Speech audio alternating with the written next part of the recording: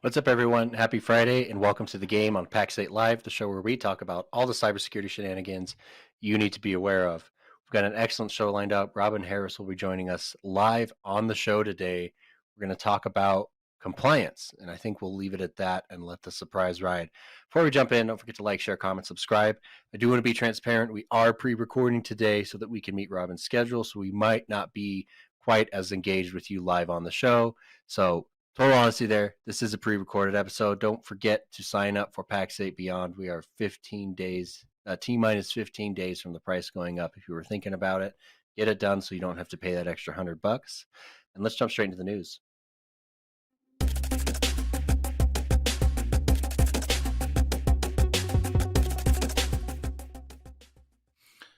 You know, Dom, I've clearly angered Teacup at this point, right? Like he's now moved to attacking the very fiber of my computer, it seems. Yeah, if I delay in any of my answers today, it'll be as a result of my Teacup angering. It's a more realistic news effect when you sit there for 3 seconds after we ask a question. It looks like a real news report, so this will be cool.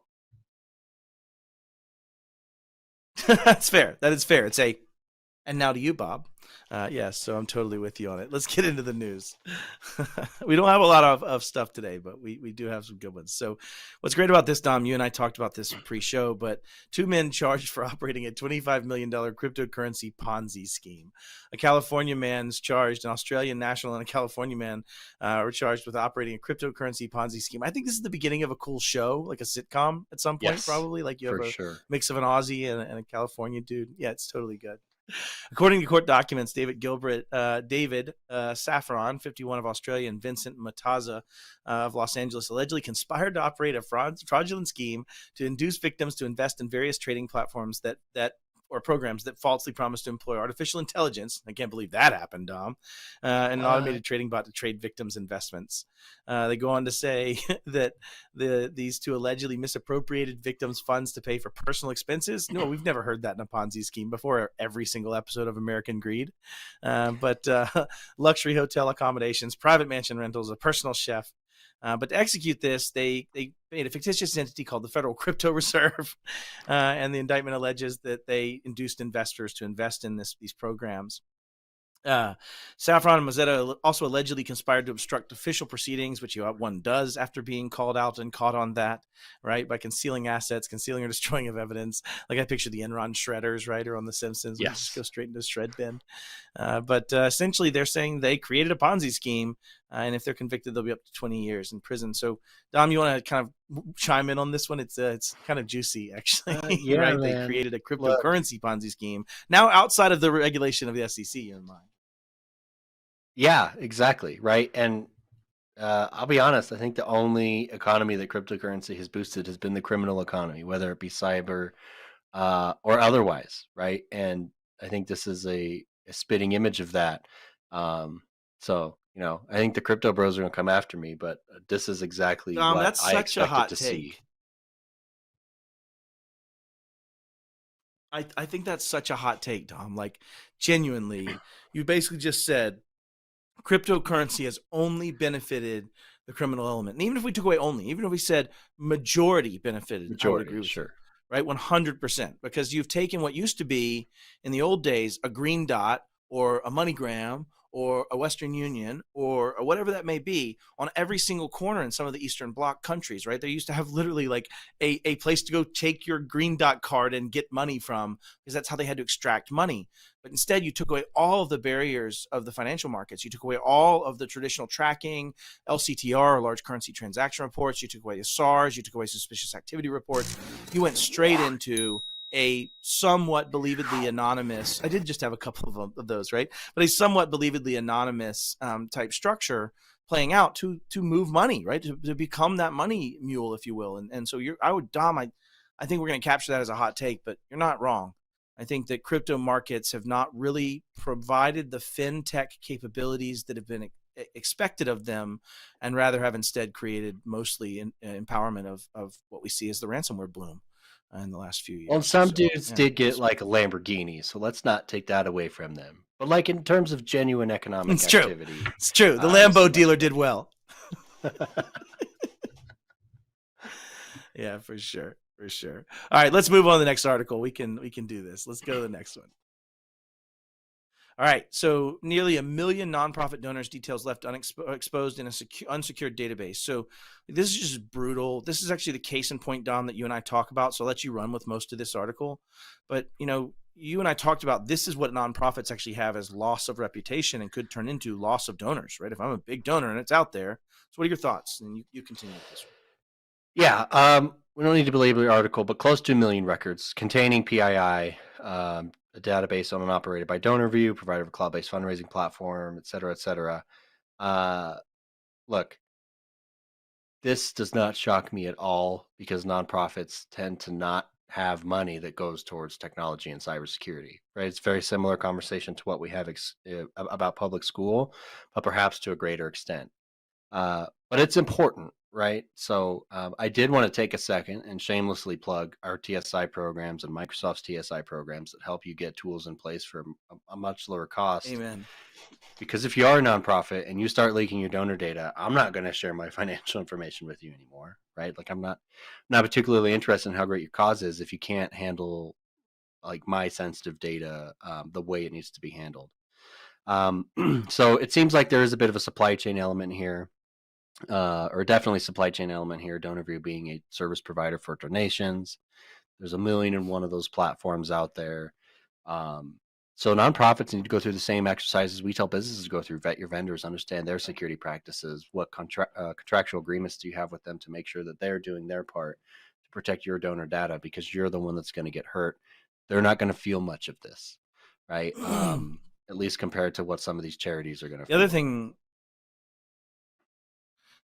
The other thing I'm going to kick back to on this too is we talk about an unsecured database, that the database itself was available, right? And Tom Lawrence actually just posted a video about this too, and a discussion about this on LinkedIn yesterday about he found his own personal medical data had been released through a third-party provider that was holding data, and they had set it up where the database was indexable by Google, and the database was indexed. Oof. The data that was in the attachments were indexed, right? And so you get into that situation where he actually found all that data that was just left unsecured. And the reason I bring it up is, as we go back to CISA's mantra of secure by default and secure by design, why is it when I spin up a system like that, by default, I must then go secure it?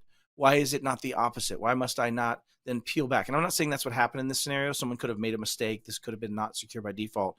But I think it goes back to all those online SaaS buckets that are exposed that came up by default with a SaaS token of read all with just the link, as opposed to having some more secure methodology and more access control in place. So I do think there are some interesting things to bring up about, as we consume software, how is it not going to kill me? Like I can't just buy a table saw that the blade's going to fly out and kill me.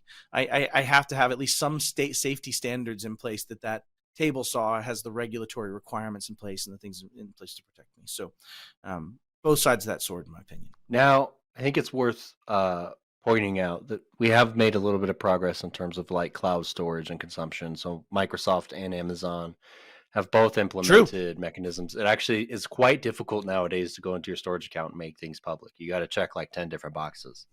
So we're making progress. I would venture 100%. that this is some sort of big data type data lake environment or something to that effect, and there's some front end that was indexed, because Google's typically indexing for like HTML type assets. So I would venture a guess that this was some front end to some data lake, big storage type environment. And remember, if it's indexable by Google, I'll bet you it's indexable by OpenAI or insert AI provider here who can start to use that to train their model. So even more so nowadays, you got to be watching for these things. Yeah. It's true. You call out a good point, right? The crawler that used to be just a crawler that got to index and become a Google search is the same methodology that one would use to crawl and ingest information in some form or fashion of an LLM or other models of AI. So I agree. That's a good call out. All right. Last article. Let's do it. Okay. So we now are saying the White House wants to set minimum cyber standards for hospitals. You mean HIPAA? Anyways, I digress. But the sector has faced a wave of ransomware linked to critical Citrix bleed vulnerability, which has led to major attacks from Lockbit and other threat groups. Right, and this is talking about a single vulnerability, and you could actually insert many of those vulnerability statements and names there. Right, we could go back to Move It, we could go back to other methodologies and things that exist like this.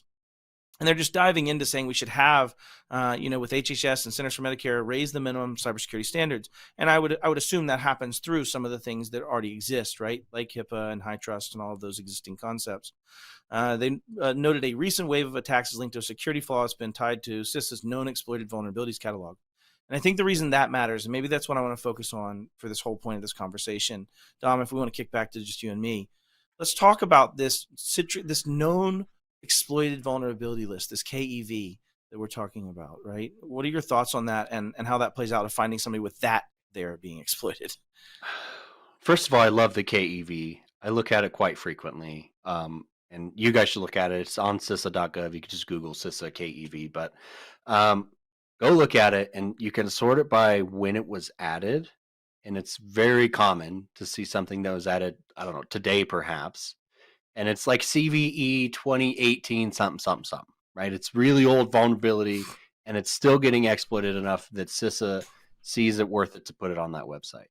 But I think to your point, there is zero defense if the vulnerability that you got popped for is on a publicly available list from the agency in charge of cybersecurity for the whole of the federal government, and even less defensibility if you fell victim to that and you bill the federal government via Medicare for medical services. I think you are absolutely screwed if that's happening, because exactly. I think the False Claims Act comes into play. Exactly. And I think the FTC is going to punch you in the face. And you get into a great point, right, Dom? The Department of Justice started the Civil Cyber Fraud Initiative, or the Civil Cyber Fraud Initiative, in October of 2021. And since October of 2021, they had their first lawsuit settled for just under $1 million in the first, I think it was 4 months, by March or so, so whatever that is, 5 months. But then they continued on last year in 2022 for $2.2 billion in false claim settlements, including even big names such as Verizon and other players. And so you get into this wielding of FCA, $1.7 billion of the False Claims Act settlements from the Civil Cyber Fraud Initiative were going towards medical.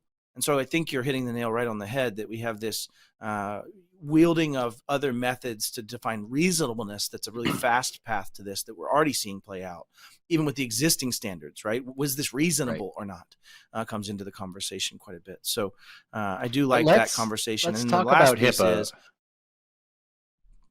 for just a second. So we'll dive into HIPAA, because HIPAA is pretty useless in its current form. Like, it doesn't have big teeth.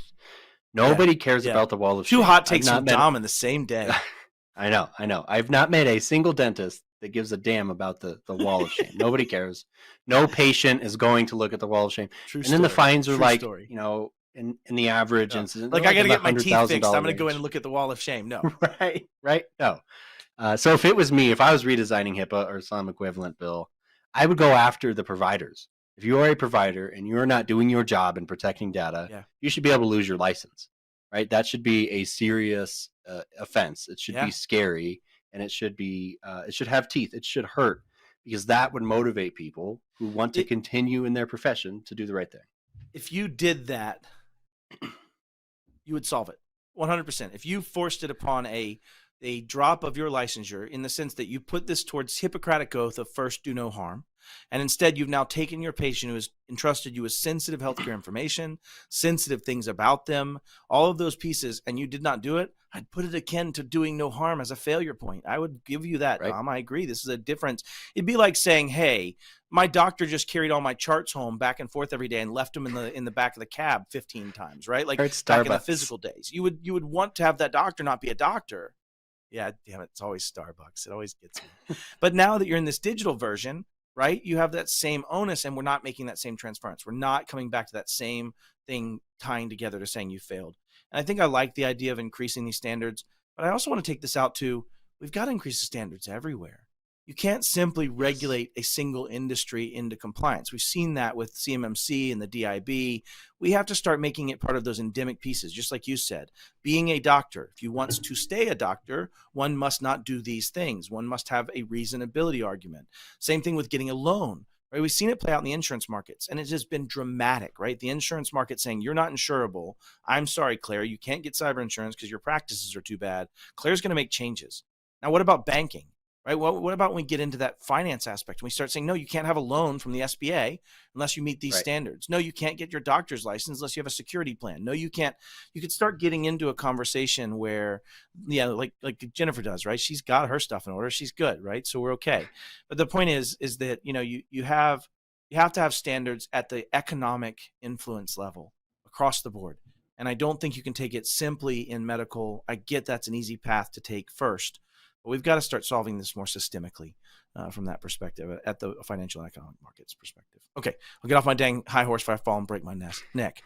So one of the cool parts is we normally would break right now and go over to a conversation with Robin Harris. And, it just always seems a little impartial. It doesn't bring out the full ability to have conversation with that video. Like I talk to that video every time and it never responds.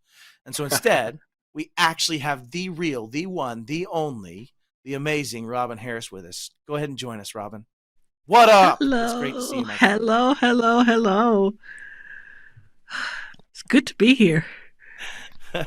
Dom and I just got tired of arguing with your video. We decided to come here directly from the source and get to ask you questions. So. Okay. Tell everybody that hasn't consumed hundreds of your hours of Robin talk. Tell everybody who you are. A little bit about your background. Tell me where you come from and help me understand what is Robin and where do you come from? What are your thoughts on compliance and auditing? I'm Robin Harris. I am the Senior Manager of Compliance and Audit for Pax8. And I'm going to date myself a little bit, but I got into compliance and auditing when Sarbanes-Oxley first came online. And companies were trying to figure out how this was going to impact them. And some of the assessments were quite scary, like lock that stuff in a cabinet. Yeah. 2000. Was right around there. Yeah. So the some of the postures, and I'm talking very large companies and different things like that. It was like lock the results of that assessment in a cabinet, so it's not readily available. So, and it was pretty telling to see how people weren't managing their data. So it was and what about now? No, geez, is that deliverable? Well, yeah, that's the thing. I'm like, when I see certain things today, I'm like, we knew not to do that back in the 80s. Why are you doing that? So yeah, I'm seeing that in certain areas we're not maturing. And because the threat landscape is so much more prolific, that just means there's greater risk, but yet we're still doing things that we knew we shouldn't have even been doing in the 80s. I mean, like who hard codes a password? Who does that? You say this, and that's the whole intention. That's the whole intention of this conversation today is these auditing nightmares. And you actually just laid out a point that I made yesterday on a webinar talking about the future and where we are. And you made the exact same point of, it's not that anything's changed. The threat landscape is easier, it's closer, it's more proximal, it's happening more often, it's more successful, it's deeper, it's faster, I can fund it better, there's Bitcoin, there's money out of it.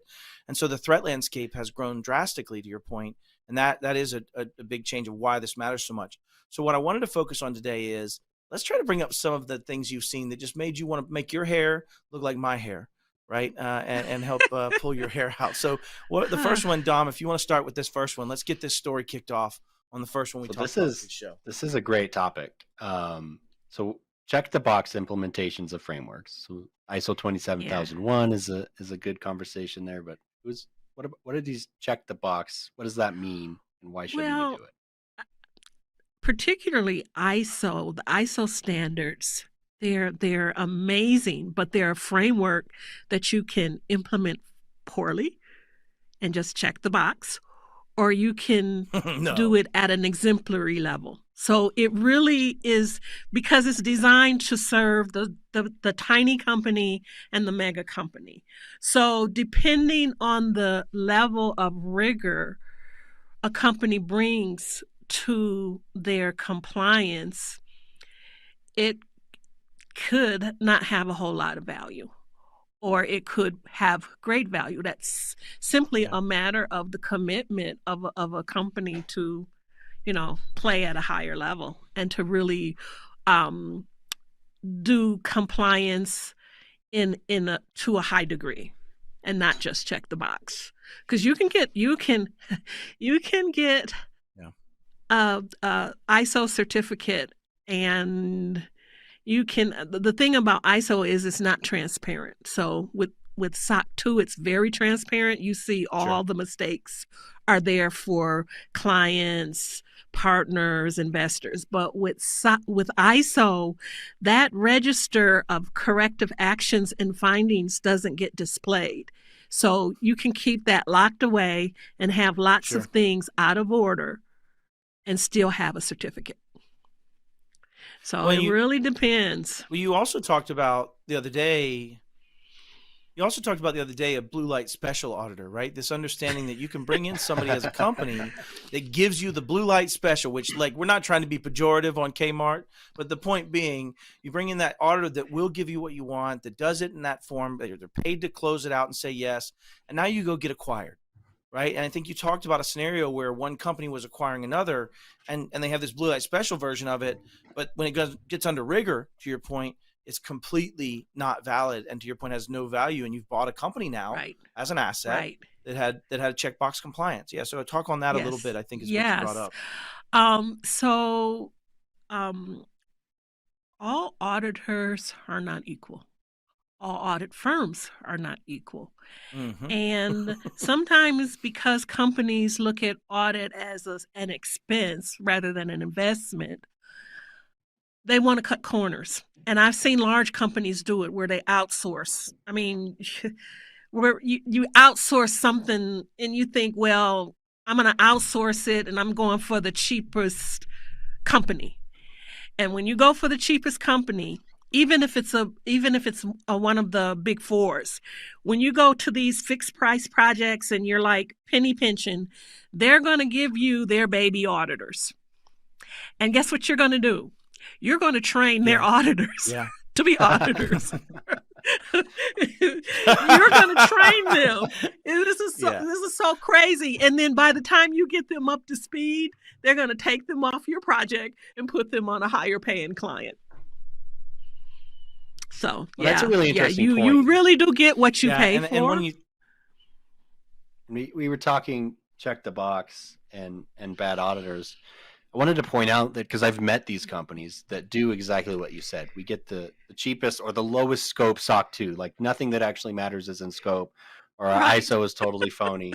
But then we put it all over our website and we get more business that way. Or perhaps we sell one MSP to another MSP, but the RMM wasn't in scope of SOC 2, and that creates some dramatic explosions later on. So just for the audience, when you're looking at compliance, if you're going to go down that route, do it, and do it so that you have proper security outcomes. Otherwise, you're just paying someone off to write you a piece of paper, right? Right. It's like buying a degree. Yes. Yeah, I got that PhD. It cost me $750. It was a good investment. But no, I think the other piece to take in here is we're not taking this down to the conversation that matters, which is, what are we talking about when we're talking about an audit or an assessment? We're talking about trying to figure out risk. We're talking about trying to figure out how much debt or risk debt that exists for that organization am I buying when I'm buying this company, or when I'm investing in this company, or when I'm actually using their products. How much is there from a risk perspective? That's what we're trying to figure out. And what the challenge is, when you get someone to check the box, you have not reduced the risk which means you have not in any way made good executive decisions on that risk. You haven't transferred it. You haven't mitigated it. You haven't done anything because you've lied to yourself. And so I like to see, and I'd love your thoughts on this, Robin, when people do lean in to getting a good auditor, one that will punch them in the face, one that will challenge them and make it better. Yeah.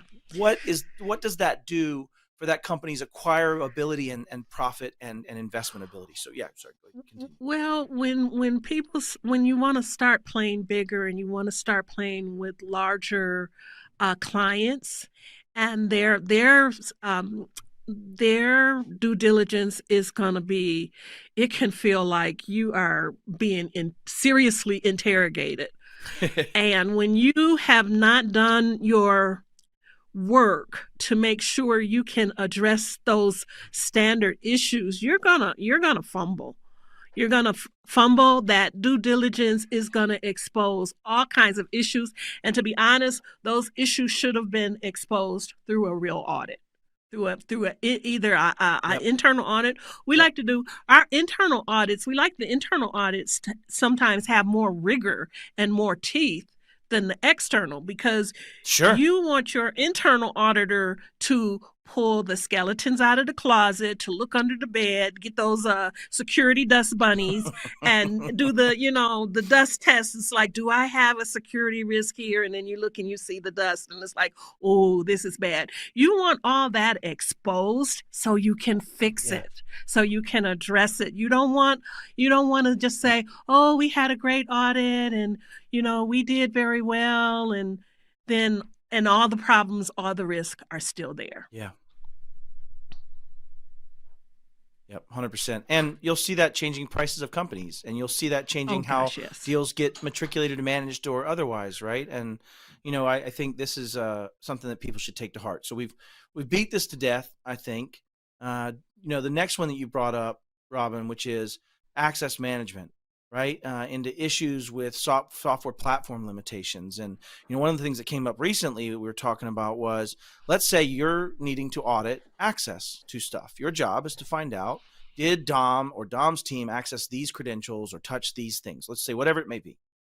When you're dealing with that, you sometimes have to look into some failures that can cause you real problems there, right? We talked about what that can do. You want to talk on that point a little bit, since this was your nightmare you've experienced before in your past? Well, one of the things with some of the third-party tools we use, for some reason, they are not designed to support the user that needs to audit that environment. And we've had, I'm serious, like a tool that you couldn't export the users to do your access. We had to screen print. I'm like, screen print, and then go through OCR software to turn it back in. I'm like, what the heck? Oh my Lord. This is I'm like, what company doesn't realize that access is something important to their clients, and you need to enable, even getting back into like things like, you don't allow the administrator to turn on MFA, so now you got to go bug 200 users and say, did you turn on your MFA? Did you turn on your MFA? And then they'll be like, yeah, I turned it on. As soon as you go on, they turn it back off. So when your software that you're doing business with doesn't really enable you to put the right controls in place, it's hard, because you are responsible for what goes on in any software, or even you're worse, putting your data into. Or even worse, like to your point, you may have the control implemented, but I may now need to do a lot of work to prove that, right? I may have to go to 1,700 screens, do Windows Shift S, copy paste it into something to send it to them, and then hope that OCR actually categorizes the stuff off correctly so I can attribute it to the right user. Like, that's the reality of that world. And this came up today. I do a working group with for CIS mapping that I'm working with a bunch of industry professionals to do this. And one of the challenges I asked them was to put on the Robin Harris hat, right? Is to simulate, as if I'm trying to assess this safeguard or this tool, what would I want to see in that tool?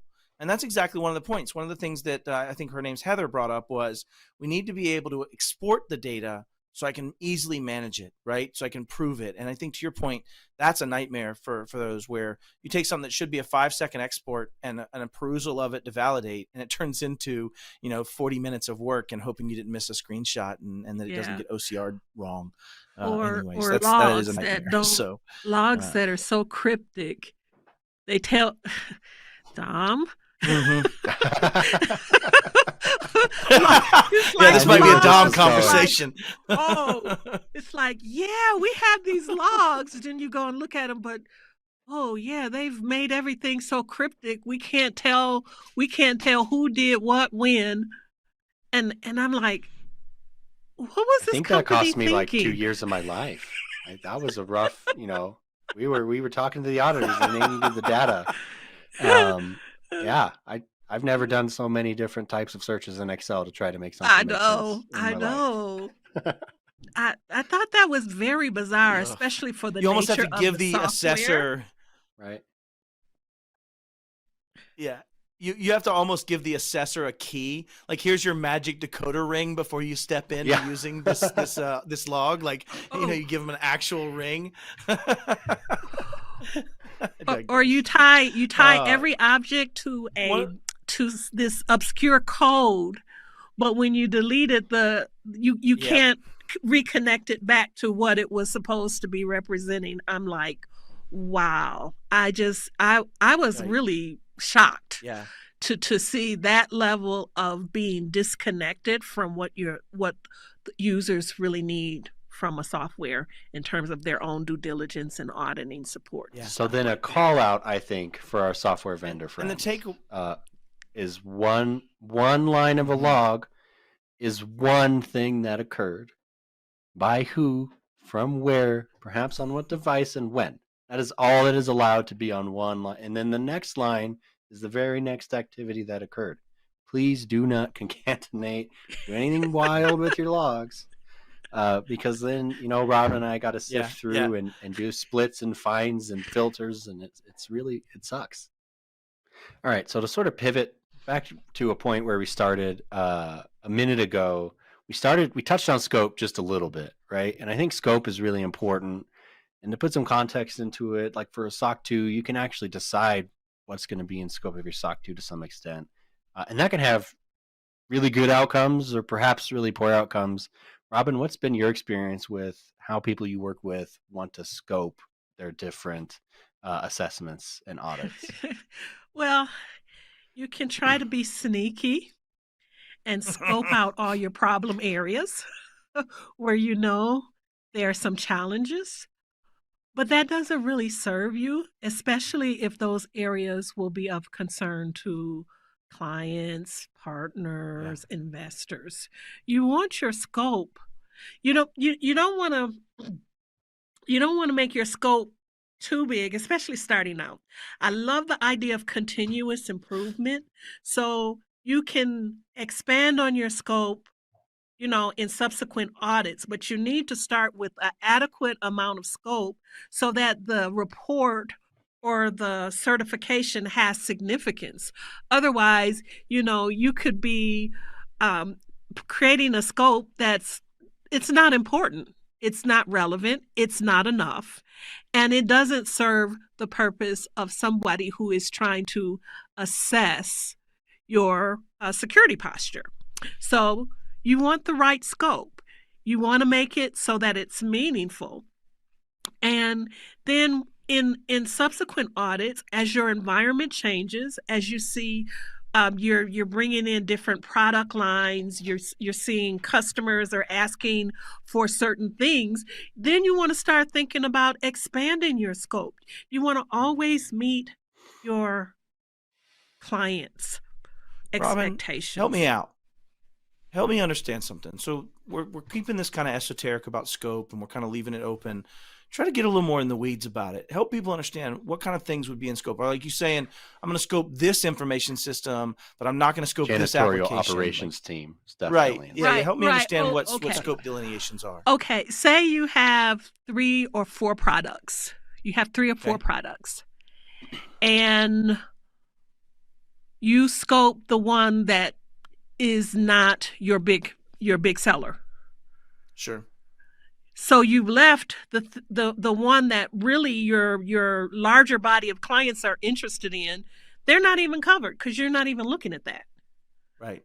Right. With SOC 2 but and the challenge ISO. is to somebody reading, yes, you have a SOC 2, they are not immediately in their brain able to discern the delineation between those two, right? The conversation is, I only scope these things, only comes up. And I got my heart hurt by this one. I'll tell this story. We bought an MSP. I was so excited because we were going through our SOC 2 type 2 and our type 1 at that time. We were going to go to type 2. And we had been so encompassing, Robin. We included everything we did, all of our business lines, all of our applications. We called our information system everything we touched, right, is what I defined. It was a massive scope.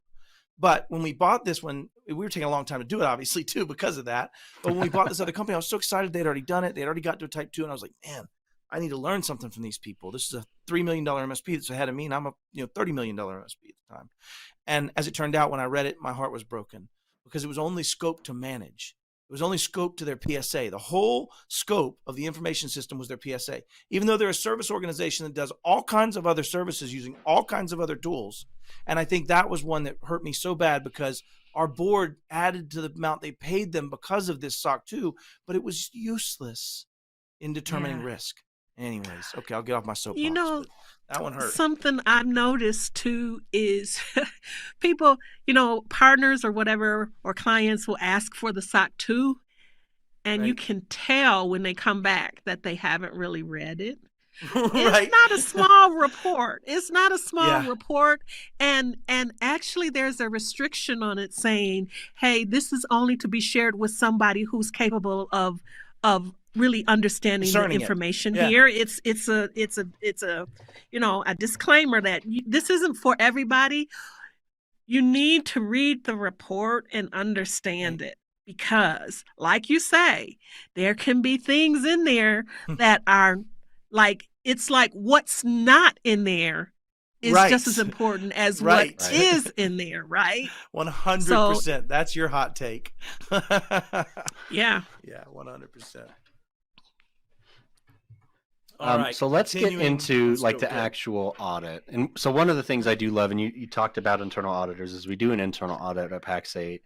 I am fortunate enough that my name is attached to like a whole chunk of our audit, right? But we have this internal audit, and we have internal audits or internal auditors, and I get to work with them and you before I'm talking to the real auditors, right? So we get to work out like where maybe we may have slipped some, and that does happen. That is natural, and we make sure that we're ready to go and we understand, and then we get to the real audit and we get to the prove it phase, right? And they want to sample data, and you and I literally just did this together, so it's fresh on my mind. And we send a whole list of stuff that's in scope of the information they want to see, and they send back, I think they sent back 25 out of like 170, so that made it a small number. I was like, ooh.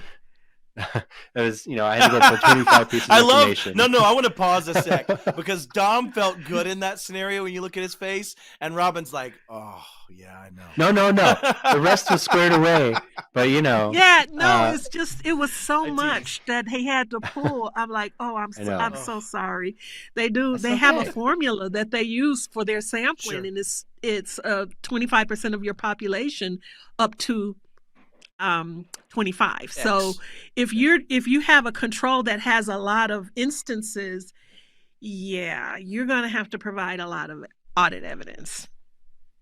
But let's talk about that. Like we had some logging troubles. We worked through those and we got good logs in the end. But you talked about when we were planning this show, when you maybe slip up sometimes, we'll say, maybe a controls manual and you're a human, right? And then you get your sample of 25 and 20 of them are great and 5 of them are just not there. What happens then? Do they get to resample? Can they ask for more after that? Well, 5 probably won't get you in trouble. But if they sample 25 and 15 of them are out of order, then they're going to come back and say, we're not able to make a determination. This looks like this control is not working well. So then they're going to come back and say, we just added 15 more requests to your sample. So they get the 15 more. And if they see 10 are out of whack, right? Yeah. Yeah. I have seen where they went to 100%. It was Right. like, oh my gosh. That was a painful. That was Oh, such a does that painful increase audit the cost of because the audit too? If you're doing that with an um external and they're having to do longer time in seat, can that also change the terms of that audit agreement in some ways? I haven't really seen where Okay. that happens, but however, I have seen where the audit end up taking so long that they're saying we need to come back to the table and talk about the Gotcha. pricing because Yeah, that's kind of my we point. Yeah. the scope was supposed to be this, and because Hmm. you have so many things out of Yeah. order, now we got to start looking at 100%, not And the which means we're not sampling, right? Right, we're not sampling, we're Right. taking it all. And that's what I wanted to get to is when you think about if you have never been through one of these, one of the things you need to realize is you can't just have unlimited scope and unlimited audit or assessment, right? One of the things we're dealing with at Trustmark is how do we do an effective assessment of these controls without doing a full audit of the entirety of these safeguards and controls? Right, And the answer is sampling. And by right. sampling, I mean I'm going to grab a few pieces here and there. And what I'm really trying to get at is, does Robin's team have these things under control? Are they managing them? Do we have a clear belief that the expectations of these controls are in place? That's what we're trying to determine. Right. And if I keep getting bad data that shows you're not, I'm just grasping at stupid straws to try to prove you are. And therefore, we continue expanding that scope until it's at its widest and broadest method. So I can pray to God that at some point we're at 60% of them are correct. Right. And so I think I'm getting a little frustrated here, but the point is it's really challenging that if you on the smallest things don't do them well, you will expand the scope and cost of your audit to the largest, fullest extent possible. Right. And I think that's kind of that call to action of saying, if I'm an assessor, if I'm Robin and I'm looking at something and 5 are out, I'm not that worried about it. But if 10 25ths or 15 25ths are, we're probably starting to get to a point that I'd have to see more to even try to prove to myself you're Yeah. barely doing this. Is that a good way to kind of codify that challenge? Yes, and the other thing is once an auditor loses confidence in you, then Yeah. they're like, well, what else is out of whack? Yeah. Right. You lied to me about speeding. Do you have drugs in the car? Why don't you step out and let's take a little look around, right? Like Yeah, you're yeah. starting to So get into now, some more yeah. of these conversations, right? Yeah. Yeah. So they don't have confidence in your controls. They're going to look at everything with a little bit more suspicion, Yeah. and they're going to say, well, if you're lax over here, maybe you're lax over here and over here. So Sure. we really, you know, and when you inspire confidence in your auditors, the exact thing opposite happens, right? You are literally word for word about discussing the discussion we just had about the assessment of the safeguards in Trustmark. That's literally what we're talking about. Is I want to be inspired by confidence that you have this. I don't want to have to check everything Right. because at some point you have to be a Right. practitioner. And I understand being a business is being a business, but do you get it? Do you want it? And do you Yes. have the capacity? Right. That's what we're trying to determine in this, at least in my Right. opinion, as an assessor. And to your point, once you inspire that confidence, some of those things that might have been edge cases or where you were taking a control and trying to make an argument for a way you're implementing it, right, or a compensation thereof. A great Mm-hmm. example is I was talking to Mark Menzies about CMMC, and one of the challenges they have is, and I won't get too into the weeds of it, but ultimately they're signing into an enclave, another Microsoft environment that is enclaved away, and he's trying to make an argument of what would he need to have in place to sign into that enclave from the same shared hardware that is now accessing from a different controlled environment. And the point is, he can't bring the hardware in. Microsoft doesn't allow you to be dual homed as an asset in Intune, but he wants it to be not in scope for the most part because it's enclave. And he's having to have this argument where he's trying to argue this with the assessors because there is no precedent for this. And he's trying to make a decision. Well, if he's got an assessor that's seen how badly he's implemented the basics, I'm not going to trust you to come up with some cockamamie Right. decision on how you're going to implement something complex, right? But if you've Right. shown me you've Right. done the basics well, then you might win more. And I'm asking this, I guess, Robin, of you, because you've lived this life more. Once you have that confidence, are you more likely to take those edge cases as an acceptable compensating control because of that trust in the Um. practitioners? So the auditors will try to work with you.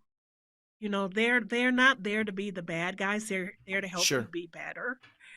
And it may be an instance where it's like, well, do you have a compensating control? Or Sure. if I've seen it where this was with socks, where for some reason the process it just fell flat. They couldn't audit it. Sure. And so they come and say, can you find us a technical control? And we went looking, but they will work with you. You can have compensating controls that can get you pretty close and can meet the requirements of the control. My point was really, if you're looking at that lens of what you just went through as an auditor who has confidence in the person you've worked with versus no confidence, like that scenario you put forth, if you ever get an assessor or an auditor down to a point where they don't have confidence, does that change that outcome of that compensating control discussion, right? Like if I can't even expect you to do the right controls, or do you think they remove bias enough that doesn't come into play? Well, I think once they start losing confidence in you, that's going to show up. That's my thought. They just might not trust, because sampling is sampling, right? And here's the thing. There's something magical about a good auditor, because they can find those one-off things. They find the edge cases. Yeah. They do. Right. They do. But so that's kind of something that seems to be a magical quality of an auditor. We did it right, 99 times out of 100, and you found that 100th time we didn't do it right. That's perfectly okay, right? You can explain that. That's 1 out of 100. But when you talk about 50 out of 100, you can't explain that away. That's right. That's right. Something's systemically broken, or something's not implemented correctly. Yes. Right. Yeah. I love that you brought up your magic, and you actually just proved to me that auditor magic exists, because when you somehow, I point up in the air like this and nothing goes magical and awesome on my screen, but when you do it somehow, it magically gives you, the awesome treatment. So that's pretty cool. No, I digress. But, one of the last things kind of that we talked about was that increasing sampling size and losing faith. And I think the point is, maybe all the way back to your first point of don't start with a massive scope, is that if you start with a massive scope and you bite off to more than you can chew, you can create a scenario where you fail because of that. You weren't prepared to succeed.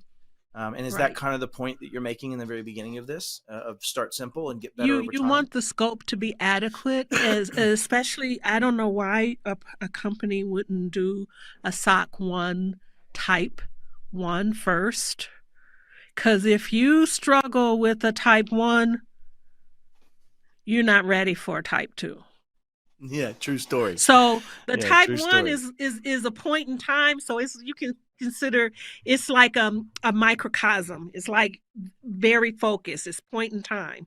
But that's a good starting point for a SOC 1. You want to do the type 1.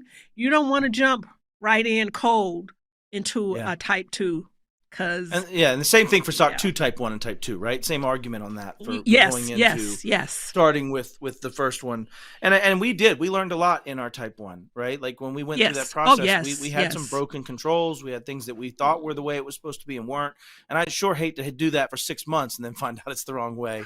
I'd rather find out now before I scale this thing, right? And then go into an observation period of a year. And also learning how to be able to some processes is like everybody internally understands it, but try to explain the convoluted thing that you do to an auditor. Yeah. That goes right back to the Mark Menzies conversation, right? Is you're trying to technically explain something that has nuance, that has context, right? To the systems we're talking about, and then it has complexity on top of that, and that gets really tough. How do you prescribe people do that for their assessor? Is it visual? Like, how do you help people cross that gap of context and understanding? Well, our engineering team did something real brilliant. I guess they were just sick of us. They did videos of their workflow. They're like, here, auditor, watch these 5 videos. Oh my gosh. Yeah. So talk about visual. They made it visual. Like, here's my process of what is happening right now. Yeah. Because cool. when we do internal, sometimes these things are happening at 9 o'clock at night. So when we audit internally, we had to come and watch them do this thing at 9 o'clock at night. And they're like, Yeah. you know what? We're just going to do some videos of the whole. I thought that was so brilliant. It's pretty And it smart. really, Does it cause it Well, no. Does it cause? So one of the first things I think of is like I'm now videoing potentially PII, PHI, or even maybe potentially not as sensitive data, but certainly workflows and data flows. there was no. Is it because sensitive, we're in it an was more audit? process oriented. Okay, gotcha. And they you haven't. would want to They be careful haven't. about There those, was. I'm assuming. Yeah. They weren't. It was our SDLC, our workflow. Sure. Nothing. Yeah, software development lifecycle. So for anybody, it's like, here's where the person clicks approve. Here's where we build the test environment. Here's where That's it goes awesome. to QA. Here's where we compare the code. Can I steal that from us? That was really good. Yeah. So, because one of the things we're talking about is that very problem. When we're talking about the trust mark, some of the early assessment stuff that's coming back, they'll give an answer yes and some evidence, but no context to connect those two as to what they mean and how they're tied in. And maybe that's a way to combat that, is just have a forced video element that comes into either a raw explanation of what we're talking about, if it's easy to talk about, or in your case, a video of me clicking, here's where I send this over to the approver. Here's where the approver puts it into the non-production pipe. Right. Here's where the production side goes over the production pipe. Like, that's what you're getting at. And yeah, that then gives context to, here's a screenshot of somebody clicking something. It gives that context of what we're talking about from a flow. So I love that. I'm going to steal that idea. Let's go into the GRC idea. And most GRCs don't offer a platform for that either, do they, Robin? Like when you get evidence, they're not set up to give you a video of explanation and context with that evidence. That would be really cool in a GRC platform. To assist that could be something. Yeah. All right, free ideas from Robin today on the game. if you're a vendor in the GRC space. All right. Anything else we want to cover, Dom? Do you have any other things that you wanted to chat about? I mean, we've hit most of the stuff we talked about around the nightmares, but what else we want to go over? I think we really nailed it. But let's let go of the nightmare thing. We talked about all the ways you could trip over yourself and smack your head on the curb. But if you need or want to pursue this, and it's probably a need, right? Although I think if you're an MSP, a properly scoped and well executed SOC 2 and or ISO, among other, Trustmark coming online is a fantastic idea. But nonetheless, it's not all nightmares, right? Like it's work, but we all come out on the other end of this. We get our 2 type 2 or whatever we were chasing, and we move on and we get better. So especially if you're in that type 2, right? These ongoing observation periods, take it as an opportunity. Every time, we just did our audit, we found, oh man, that data was hard to pull. Like, it was there, but it was hard. We immediately got together, we came up with a new process, and it should be easier next time, right? And we're going to do practice audits. So it's also created the cycle of improvement for us. And I would expect that you've seen that at other places too. I'd go so far as to actually go ahead, you, Robin. Oh, I was going to say, some of the teams we've worked with, they've gotten they were so sick of us, because once you you start becoming them, you're going up and you have all of these audits, it just seems like you're perpetually in an audit. And they got so sick of us. What they started doing is creating ways for us to pull our own data. That's the evolution and the next evolution is automation, where the system is that whole continuous monitoring. You don't wait until the auditor comes to know that your S3 buckets somehow aren't encrypted. Your system, your GRC or whatever system, can be testing that and monitoring that for you. So that's the evolution of that next level. That's the next level. And that's using compliance to drive security, right? Like you're getting an actual security outcome from that. Yeah, that's exactly the point. I think, and even to your core point, Dom, of we found this, we realized it was hard to assess. We wanted to go ahead and make it better. We improved the process, and now we're going to be better at assessing. Well, guess what happens after an incident? I want to know who touched what and how they touched it. And guess what? That's where all this stuff comes into play. It's why Control 8 of CIS is all about audit log management and the ability to tell what happened. And so I think, to your point, going through an internal audit process, an external audit process, the trust mark, whether it be, SOC 2 or ISO 27001 or any of those flavors, will force you to be critical of yourself and will force you to improve yourself. And as a result, that will make less risk exist. It is by its nature a validation of risk reduction and methodologies to ensure we're doing the right things. And it starts as a business extenuation, like saying, hey, am I doing these things because my other business contracts require it? But ultimately, as you start getting into a healthy cadence and being very broadly scoped and being very, very critical internally, you're going to get better and you're actually going to improve your posture of that well beyond the checkbox of compliance. And that's the big magical piece to take away from this. So, that, and just because the product or vendor or partner or what have you you're looking at has that little SOC 2 logo on their website, for our discussion about scope, make sure you understand the ins and outs of that SOC 2. Obtain the report, read the report, find someone who can help you read the report. Well, and as you get into it, the intention of a Sarbanes-Oxley that turned into the AICPA creating the SOC capabilities, right? SOC 2, and in this case, and a lot of what we talk about, those things were intended to try to actually tell me something about that organization. They were intended to tell me about their risk posture, about their security posture, about the way they handle service controls, about those things. That's what they're intended to do. The challenge has been that we've taken that and whitewashed what would have been a traditional VDD process from a security perspective. There's too many times, and I guess I'm getting back into nightmares, where somebody is saying, here's a 378 question STIG, right? A questionnaire or something, not STIG, I guess, but what's the standard testing? But a 300 question security test. Or if you have a SOC 2, I don't have to do that. But yet they don't read it. It doesn't tie into my scope. It doesn't get into how broad it is or how effective it is, where those questions would have sussed that out. Right? Those questions would have provided me a better risk posture. So you're in this weird balancing world where trying to come up with the trust mark or trying to come up with SOC 2 or trying to come up with ISO 27001 is hoping to make this process faster and easier to trust vendors and to trust partners. And yet we haven't quite cracked that nut. And I think that's where a lot of the things you bring up today are some of the pains and challenges. But I can't think of a better form of government than democracy, right? I think to the point that's made, what's the old quote, right? Democracy is the worst form of government, save all others, I think is the statement.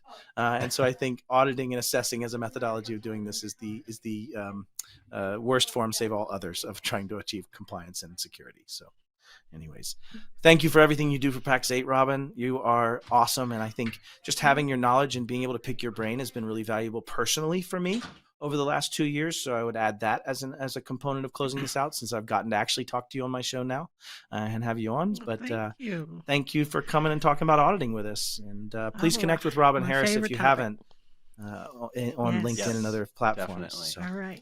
Thank you. See you. Thank you, Robin. Thanks so much. It's always a pleasure to work with you, and even more so to have you on the show. That is the year for the game. So the whole year. Done for the year. The whole year. We will not see you all again on YouTube until 2024. I hope whatever you do to celebrate the end of the year, it's peaceful and joyous for you, and we'll see you next year.